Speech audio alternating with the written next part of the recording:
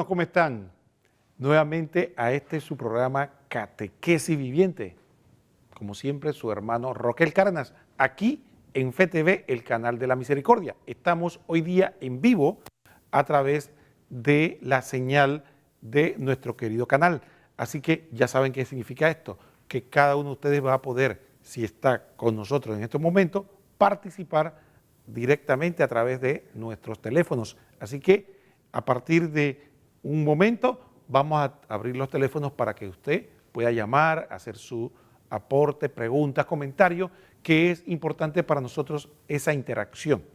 Pero antes de continuar con el programa de día de hoy, como es nuestra costumbre, queremos hablarle de FETV. Si usted es nuevo, es importante para nosotros que nos ayude a dar a conocer este canal. Este canal tiene el propósito fundamental de llevar la palabra de Dios a todos los rincones de nuestro país, pero sobre todo ayudar a la edificación de este pueblo tan necesitado de Dios. Pero, como ustedes saben, el evangelio es gratis, pero la evangelización no. Llevar la palabra de Dios cuesta. Póngase a pensar todo el andamiaje, los escenarios, la electricidad, los salarios y toda la logística necesaria para que este canal se mantenga al aire. Pero usted puede ser parte de nuestra familia. Simplemente tiene que hacer 3 cosas muy concretas. La primera, recuerde mantenerse en nuestra sintonía. Conozca el canal, disfrute la programación, haga que toda su familia se edifique con buena y sana programación, no con malas noticias y cosas poco edificantes que se dan en otros medios, sino aquí encontrando lo más valioso que es la palabra de Dios. En segundo lugar, importante para usted, para su familia, para el país, pero en especial para este canal, la oración. Recuerde en sus oraciones privadas, comunitarias, también en sus oraciones en la Santa Misa, en sus intenciones, pedir por este canal, porque sin oración no podemos lograr nada, no podemos alcanzar las metas, sobre todo desde el punto de vista espiritual. Nosotros cuando oramos, logramos las metas que el Señor nos pone, pero lo más importante, somos edificados y entramos en comunión con Él. Así que no olvide orar, orar siempre, pero sobre todo orar por este canal. Y en tercer lugar, bueno, ya ustedes saben, igual que pasa en nuestras casas, nos amamos mucho, nos queremos mucho, pero tenemos que pagar las cuentas. Y bueno, definitivamente, ¿qué tenemos que hacer para pagar las cuentas? Bueno, tenemos que salir a trabajar, tenemos que conseguir el dinero necesario para solventar lo que este canal le hace falta. ¿Y cómo puede hacerlo? Cuando usted y yo damos nuestro grano de arena. ¿Cómo hacerlo? Bueno, recuerde, Visa, Clave, Mastercard para los que tienen estas tarjetas. Si usted no tiene esta tarjeta, todavía tiene otra opción. Fíjese lo interesante. Yo le invito a que busque el Banco Nacional, el Global Bank y el Banco General. Con cualquiera de estos bancos, pregunte por nuestras cuentas. Fundación para Educación en Televisión, FETV. Recuerde, FETV significa Fundación para Educación en Televisión. Y si usted busca cualquiera de estas cuentas, efectivamente podrá ayudarnos.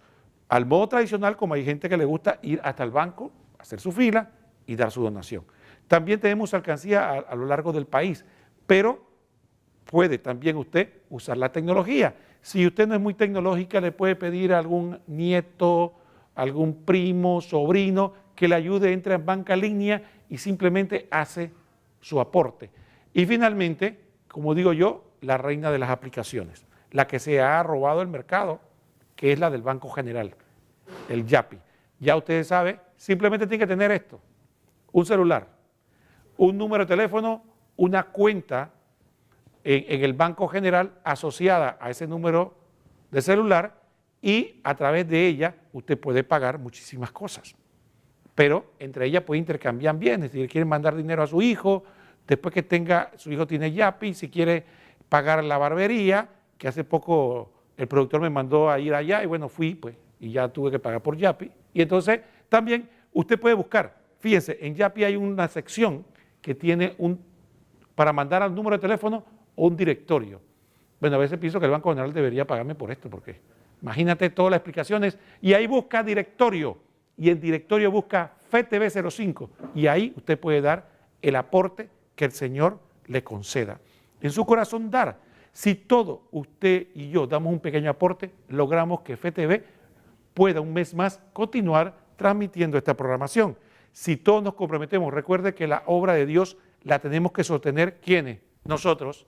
Nosotros que tenemos esta cruz en el pecho y que nos gloriamos de tener el nombre de nuestro Señor Jesucristo, nosotros llamarnos cristianos católicos. Tenemos que aportar. No le estamos pidiendo que deje de comer para esto, le estamos pidiendo que simple y llanamente de lo que le sobra, algo, que siempre sobra, siempre queda algo, por lo menos para la soda. Y entonces ahí usted aporta para que el canal pueda seguir adelante. Dicho esto, vamos a empezar en materia, porque no voy a decir que esto no es una FTVtón, sino catequesis viviente, pero es importante. Los católicos no debemos avergonzarnos ni de donar ni de pedir para la iglesia, porque no es para nosotros, es para la iglesia que hace tanto bien a toda la sociedad en su conjunto. No se deje engañar, no se deje confundir por aquellos que dicen que para qué darle dinero a la iglesia si después lo malgastan. No es cierto. Muchas obras de bien se le realizan gracias a que la iglesia tiene su aporte. Dicho esto, vamos a hablar hoy de la virginidad perpetua de María. Pero antes de dar, vamos a pedirle a nuestro productor que si por favor nos puede poner el número de teléfono para que las personas que deseen participar a partir de este momento, porque para eso estamos en vivo, para que si usted quiere participar, usted pueda llamar y pueda compartir con nosotros su aporte y estaremos aquí felices de saber de usted. Así que no voy a estar mencionando el teléfono, va a aparecer en pantalla y a partir de este momento que usted ve los teléfonos, usted puede efectivamente llamar. Pero vamos a tener un tema que es muy importante y podría decir yo hasta controversial en algunos aspectos, porque sabemos que hay otros hermanos cristianos que no creen en la virginidad perpetua de María. La virginidad perpetua de María es un dogma de fe y que el catecismo enseña y que hoy vamos a hablar muy sucintamente. Efectivamente, vamos a hablar solamente de unos cuantos artículos, aunque se podría hacer varias charlas acerca de la virginidad perpetua de María. Entre tanto, vamos a pedirle a nuestro productor que por favor nos ponga el numeral del catecismo para proceder a leerlo y empezar a entrar en materia. Sí, entramos en el numeral 496, la virginidad de María. Dice así: desde las primeras formulaciones de la fe, confiérase al DS, cuando usted ve DS significa Dessinger, 1064, la Iglesia ha confesado que Jesús fue concebido en el seno de la Virgen María, únicamente por el poder del Espíritu Santo, afirmando también el aspecto corporal de este suceso. Fue concebido, dice el concilio de Letrán, absque semine ex Espíritu Santo, no fue inseminado, fue dado por el Espíritu Santo. Entonces, esto es sin semilla de varón, por obra del Espíritu Santo. Los padres ven en la concepción virginal el signo de que es verdaderamente el Hijo de Dios el que ha venido en una humanidad como la nuestra. Entonces, por lo tanto, aquí vemos un aspecto importante que lo hemos escuchado muchísimas veces, pero que ahora vamos a reflexionar al respecto. Muchos de ustedes se preguntarán, bueno, ¿y por qué sin semilla de varón? ¿Por qué? ¿Acaso, de hecho, todos nosotros vinimos de esa manera? Mamá, papá se unieron en un acto de amor, alguno aportó el óvulo, el otro el espermatozoide, se unió, se dio la concepción y vinimos nosotros al mundo. ¿Acaso eso es pecaminoso, sucio, malo? No. Pero, sin embargo, la virginidad perpetua de María no es para descalificar el sexo, ni para decir que la unión entre un hombre y la mujer de alguna manera causa impureza o que Jesucristo o la Virgen era muy pura para poder entonces tener relaciones sexuales. Nada de eso. No es una descalificación de la relación sexual. Fíjense, lo importante de este tema es el siguiente. Mire lo que el catecismo nos dice, que esto nos lleva a entender de manera más profunda una realidad. Jesucristo es verdadero hombre, pero no es un hombre cualquiera, es verdadero hombre y verdadero Dios. Y Dios, en su infinita sabiduría, pudo haber hecho de cualquier manera. Sin embargo, de esta forma, Él nos da la enseñanza de que Jesucristo es verdadero hombre. Vino a través de una mujer, tuvo en su seno y lo dio a luz. Pero no es cualquier hombre. No es cualquier hombre. Es Dios hecho hombre. Entonces, de alguna manera, está la intervención divina para ver lo sobrenatural en Jesucristo. Entonces, ahí vemos en la sabiduría divina la conjunción de los dos aspectos.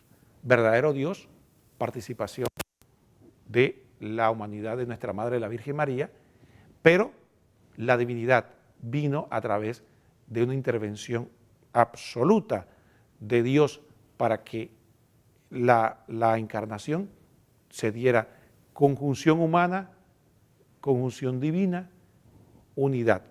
Entonces, así vemos que se salvaguarda el misterio, porque realmente es un misterio. Nosotros decimos solo lo que sabemos a través de la revelación de que Jesucristo se encarna, la segunda persona de la Santísima Trinidad se encarna en el seno de la Virgen por obra del Espíritu Santo. Solo Dios sabe cómo ocurrió y de qué forma se dio.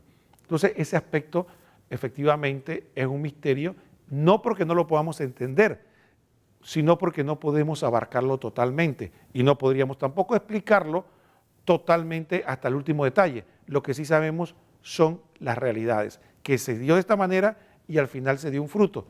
¿Cómo se dio? Solo Dios lo sabe, tal vez no lo revele cuando estemos en su presencia en el cielo. Pero sí sabemos que este aspecto de la virginidad perpetua es para salvaguardar la realidad de la doble naturaleza de nuestro Señor en unidad de persona. Entonces lo tengamos muy presente. No se trata de un acontecimiento que se trató de hacer para simplemente, como piensan algunos, elevar, o peor aún, algunos piensan para divinizar a la Madre de Jesús. Para nada, es la voluntad divina para salvaguardar. Y aquí voy a terminar que me quedan pocos segundos antes de ir al cambio, recordando que hay un axioma de la Iglesia que dice lo siguiente, o podríamos decir, no se puede entender completamente a Cristo si no entendemos el misterio de la Virgen, y no podemos entender a la Virgen si no conocemos el misterio de Cristo. Con esto nos vamos al cambio y después continuamos.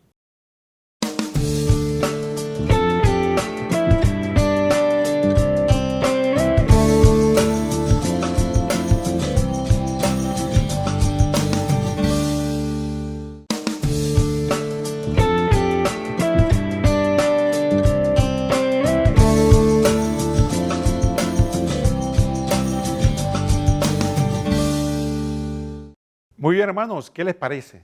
Estamos de vuelta en su programa Catequesis Viviente. Y como dije, tenemos la buena noticia. Si usted desea participar, aquí tenemos el teléfono. Simplemente márquelo y estaremos aquí con mucho gusto atendiendo sus preguntas, aportes, comentarios. Si está en nuestra medida, contestar o interactuar con nosotros.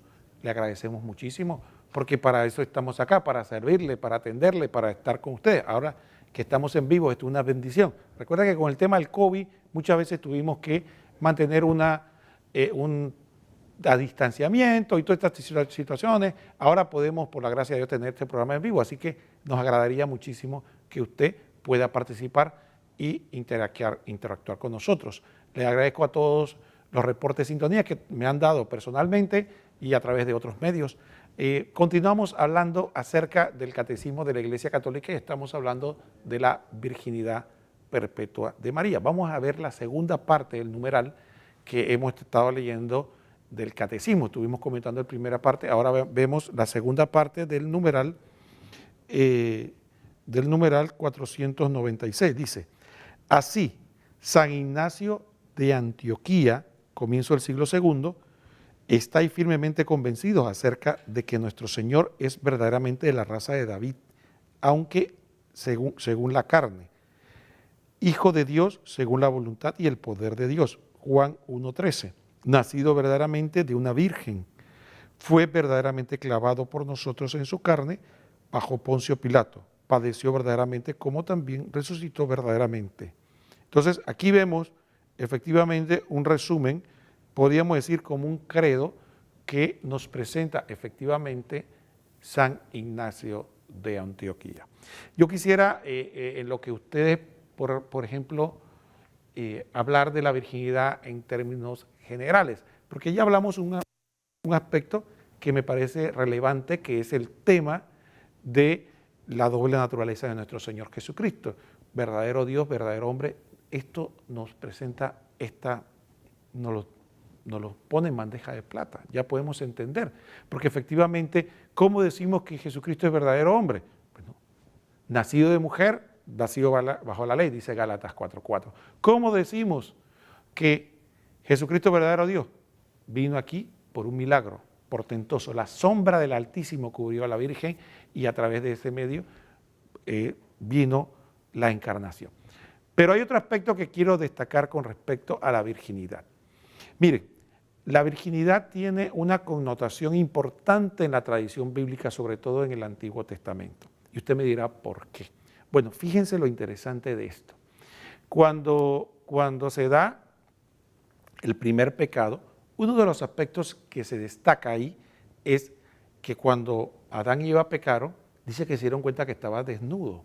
Pero eso no solamente era una desnudez espiritual, hay una desnudez física, porque efectivamente dice que el Señor le puso una vestimenta con unas hojas porque se avergonzaba. Entonces había una connotación también corporal. Recordemos que nosotros somos seres corporales, ¿ve? Somos alma espiritual, cuerpo material en unidad de persona. Entonces, el pecado y la situación convoca todo nuestro ser. Entonces, el ver solamente el aspecto espiritual es reducir el texto bíblico y la exégesis, porque efectivamente cuando dice que el Señor le cubrió, no se trata de que le cubrió el alma, le cubrió el cuerpo.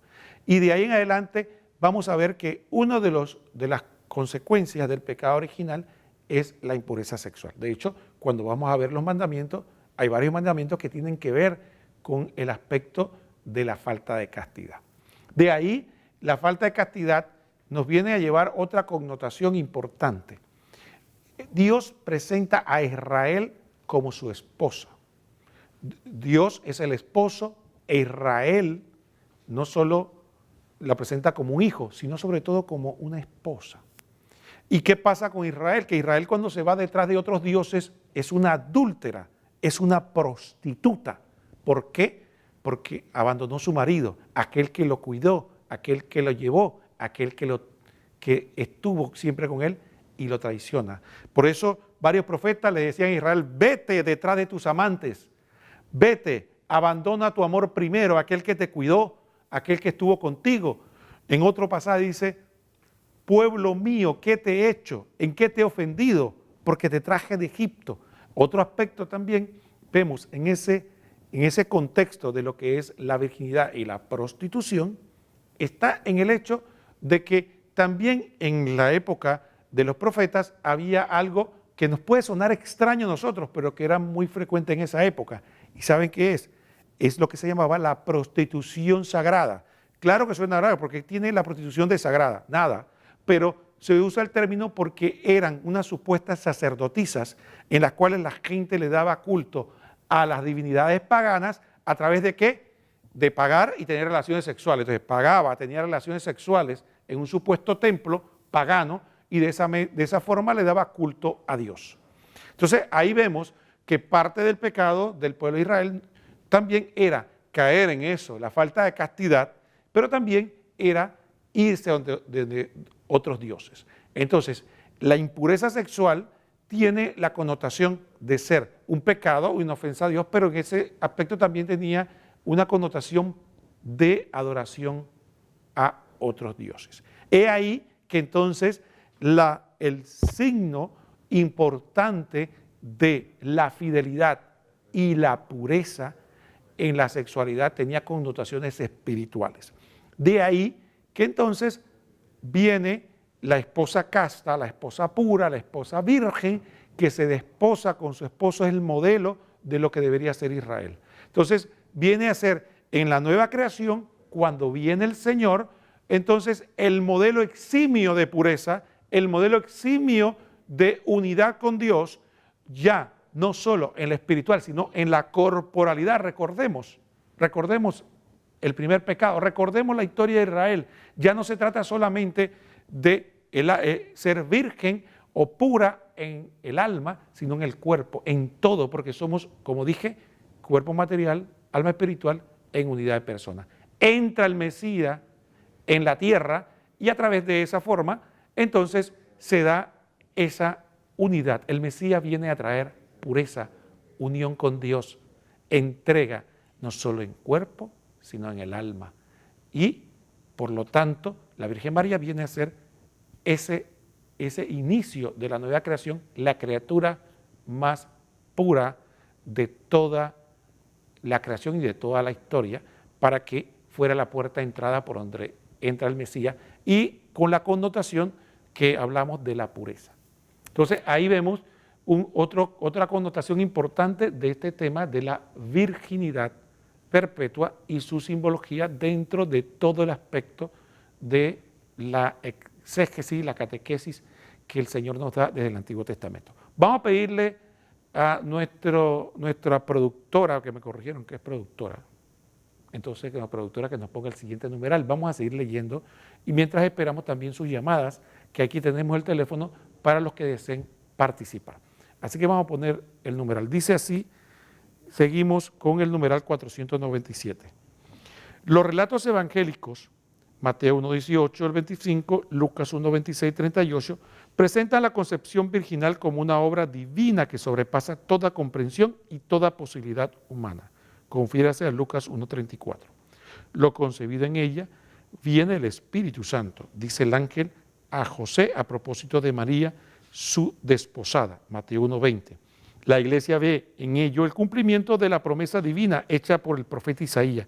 He aquí que la Virgen concebirá y dará a luz un hijo, según la versión griega, Mateo 1:23.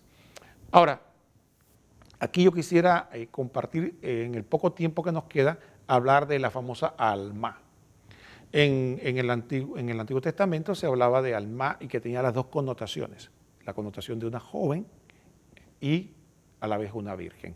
Sin embargo, yo pienso, y es una opinión muy personal, que muchas veces caemos en el prejuicio de decir que joven no es lo mismo que virgen. Sin embargo, Mateo afortunadamente nos hizo la interpretación correcta. ¿Y por qué lo digo?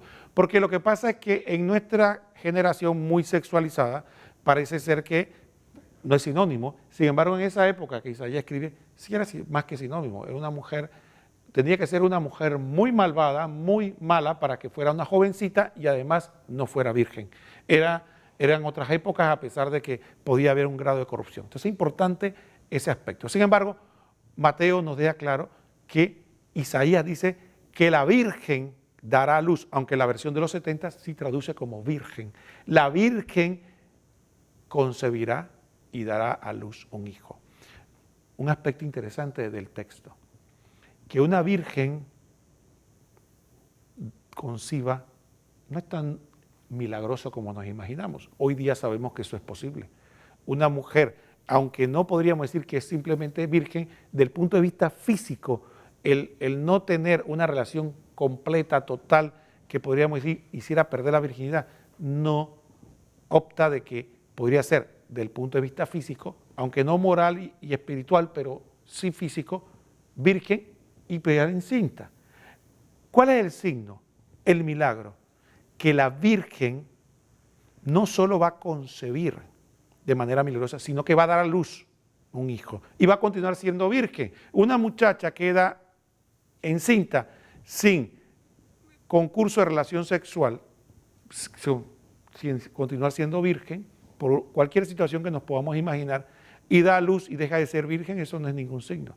Pero una mujer que sin concurso de varón queda encinta y además dando a luz queda virgen, ahí sí hay un signo profético. Entonces, eso por eso dice Isaías, mira que la virgen concebirá y dará a luz un hijo siendo virgen, y entonces ese es el signo que Isaías nos profetiza y que Mateo recoge como un anuncio de la concepción virginal de María. Entonces, este es un aspecto muy importante. Ahora, algunos queriendo disminuir el acontecimiento salvífico de la virginidad de María, entonces simplemente quieren, sin darse cuenta que están denigrando al mismo Señor que dicen adorar, que dicen amar, al decir que la Virgen María, después que ya concibió, entonces ya dejó de ser virgen.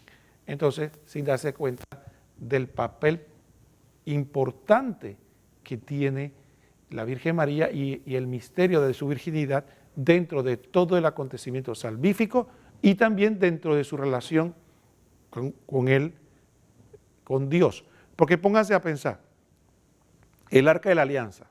El Arca de la Alianza, el objeto más sagrado del pueblo de Israel. ¿Y por qué? Porque dice que tenía la presencia de Dios. Y entonces nadie lo podía tocar, solo los sacerdotes, era algo totalmente aparte. Ahora decimos que una mujer, ahí se posó cuerpo, sangre, alma y divinidad. El omnipotente, el eterno, el todo santo, el poderoso, aquel cuando se aparece la roca se derrite, aquel cuya santidad el profeta Isaías no soportó. Ay de mí, ¿no? Cuando vio la visión, cuando Jeremías, todos esos profetas tenían alguna visión de Dios, quedaban temblando de miedo. Cuando Moisés, el Todopoderoso, se le apareció, el pueblo dijo, sube tú, que tenemos miedo que el Altísimo se nos aparezca y todos muramos. Aquel, ese mismo del Antiguo Testamento, se encarna dentro de una mujer y nosotros queremos y nos empeñamos a decir que fue cualquier mujer. No es posible. Es una cosa totalmente absurda. Es algo que para mí, aunque no lo dijera de manera explícita los textos bíblicos que lo dicen, ya el sentido común nos enseña de que no podría ser cualquier mujer, ni cualquier criatura, tan solo por el hecho de la magnificencia de aquel de que estamos hablando. Entonces, dicho esto, entonces por lo tanto, la virginidad perpetua de María tiene muchas otras aristas y connotaciones que simplemente decir que no concursó varón en la venida de nuestro Señor Jesucristo, sino que tiene todos esos aspectos que son interesantes que vayamos desgranando para que veamos que por eso la Iglesia sabiamente nos enseña este misterio y lo desarrolla que los textos bíblicos nos manifiestan. Isaías 7:14, Mateo 1:21, la virginidad perpetua de la Madre de nuestro Señor. Vamos a la siguiente pausa y después nos vamos con el último segmento del programa.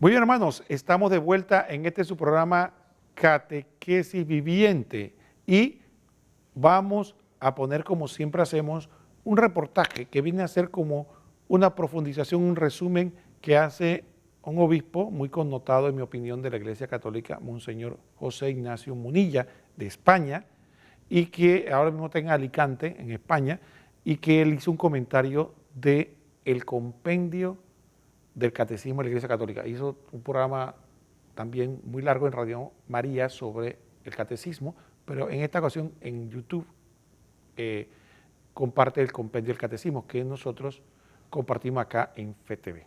Entonces vamos a pedirle a nuestra productora que nos ponga el siguiente video. Número 98 del compendio del Catecismo. ¿Qué significa la concepción virginal de Jesús? La concepción virginal de Jesús significa que éste fue concebido en el seno de la Virgen María solo por el poder del Espíritu Santo, sin concurso de varón.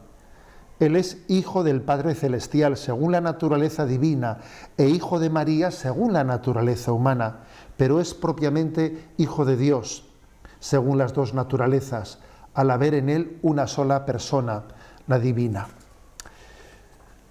Bien, si recordáis, hubo un número anterior, que fue el 94, de este compendio del Catecismo, que también abordó la misma cuestión. Entonces, el número 94 pregunta, ¿qué significa la expresión concebido por obra y gracia del Espíritu Santo? En este número 98, que ahora comentamos, dice, ¿qué significa la concepción virginal de Jesús? Bueno, pienso que se podían sumar estos dos puntos para ver en su conjunto este misterio de la concepción virginal de Jesucristo. Ciertamente, si el compendio vuelve a insistir sobre esta misma cuestión que ya había sido tratada en un punto anterior, es porque tiene mucho peso, tiene mucha importancia. Y además que sepáis que en la historia de la Iglesia, desde el primer momento, desde el primerísimo momento en el que se proclama el Evangelio, los padres de la Iglesia defienden la concepción de Jesucristo sin concurso de varón, y obtuvieron muchas burlas por parte de quienes les parecía que eso era un relato infantil, les parecía un relato infantil y no conjugable con la realidad, con la veracidad de la vivencia de la sexualidad humana, ¿no?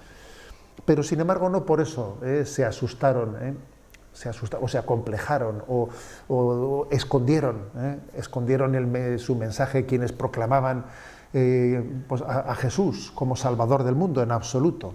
Más aún, vieron que en el Antiguo Testamento, de una manera tímida, había existido como una profecía, ¿no? En Isaías 7:14, la Virgen concebirá y dará a luz un hijo. En la traducción griega de la versión del Antiguo Testamento se habían atrevido a darle el nombre de una doncella, una virgen, concebirá y dará a luz. Bueno, vieron alguna, ¿no? Vieron algún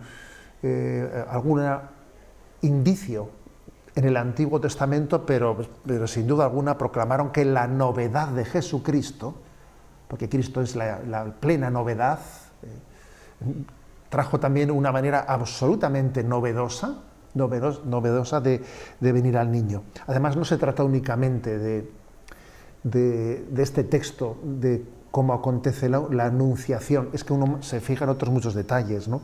Por ejemplo, cuando llega el momento de la huida a Egipto, el ángel le dice a José, coge al niño y a su madre. Es curioso, porque podía haberle dicho, coged a vuestro hijo, pues no, dice, coge al niño y a su madre,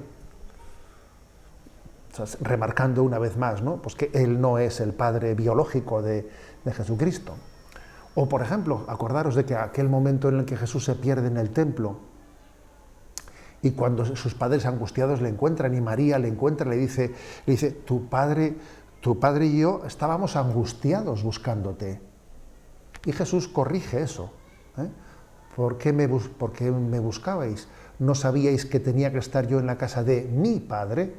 Cuando María, ¿no?, se refiere a José como tu padre en ese episodio de que los dos te estamos buscando, tu padre y yo te buscábamos. Claro, José es padre adoptivo de Jesús, ¿no? Pero, sin embargo, Jesús corrige. ¿No sabíais que tenía que estar en la casa de mi padre? Parece que matiza eso de tu padre y yo. Mi padre es el Padre Dios, ¿no? Bueno, como veis, por lo tanto, hay una insistencia muy grande en esa concepción virginal. ¿Qué significa? ¿Qué significa? Significa la pura gratuidad de lo que allí está aconteciendo. Significa que Dios es soberano, que la gracia viene de lo alto, que la salvación es descendente, no es ascendente. La salvación es descendente. Acordaros de que hay muchas expresiones, ¿no? Abre la boca que te la llene, dice el Salmo. Es decir, tú recibe el don de Dios. Tú no. La salvación no viene de ti. La salvación tiene que ser acogida, viene de lo alto, ¿no? Se está subrayando en ello, pues, la plena iniciativa de Dios, la plena soberanía de Dios.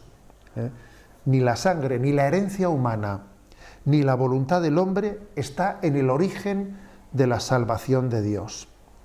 El hombre Jesús El hombre Jesús no tiene padre humano, su único padre es Yahvé. Es también, además de ser un signo de la pura gratuidad y de la soberanía de Dios, es también un signo de nuestra pobreza, de nuestra incapacidad. Nosotros, por nosotros mismos, no podemos hacer nada. El hombre no puede ser el autor de su salvación, pues no, somos pobres, somos impotentes. Nuestra pobreza es patente. Vivimos de la gracia. Si me permitís, ¿no?, que comparta con vosotros una pequeña intimidad.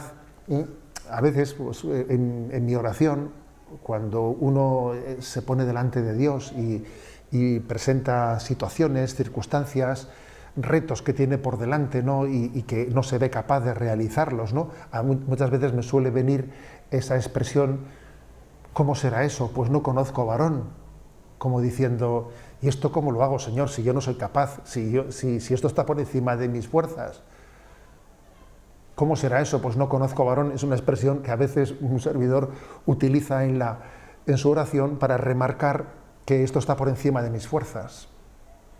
Y entonces uno también vuelve a escuchar aquel anuncio: el Espíritu Santo vendrá sobre ti y la fuerza del Altísimo te cubrirá con su sombra. Por eso esta concepción virginal de Jesucristo es un recordatorio de la soberanía de Dios, de la gratuidad de su salvación, que está por encima de la expectativa del hombre, y de nuestra pequeñez y de nuestra pobreza, que todo lo espera del don y de la misericordia de Dios.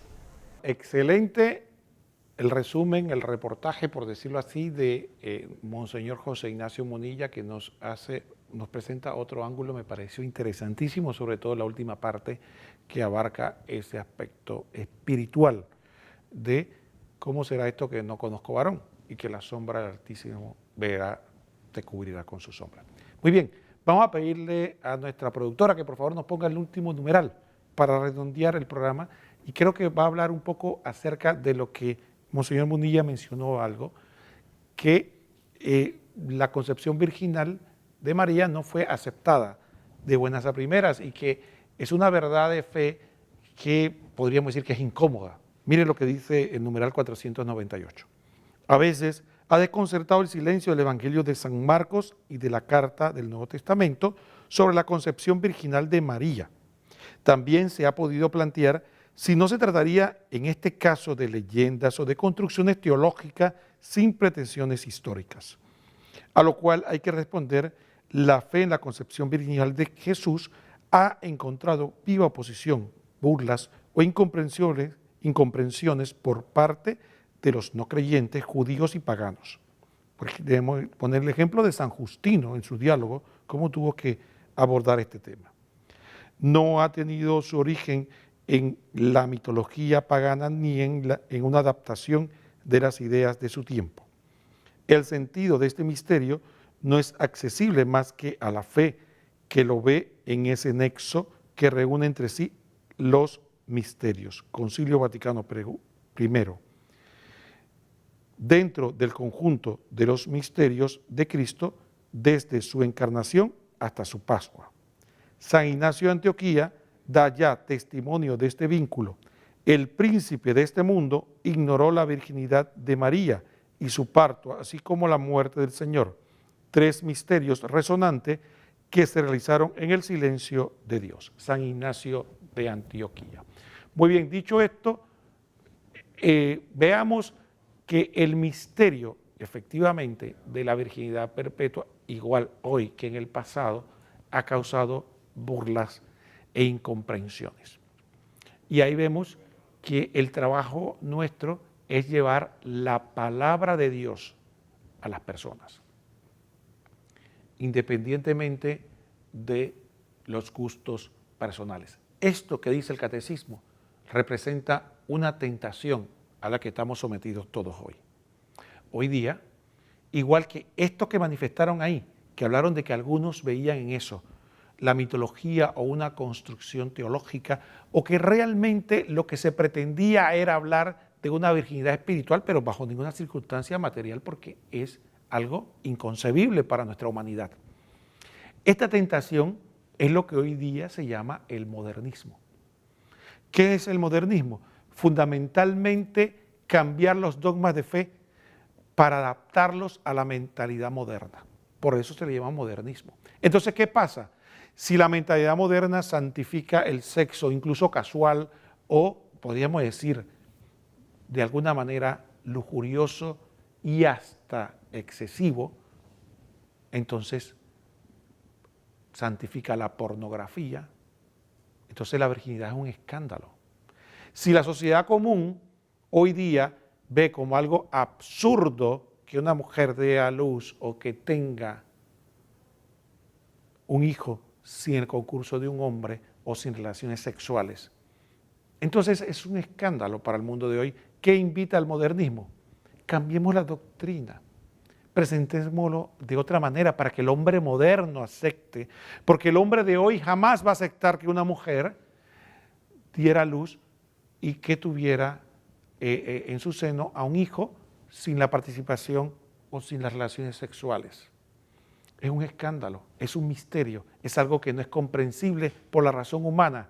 Entonces vienen estos acomodos, como el catecismo mismo presenta.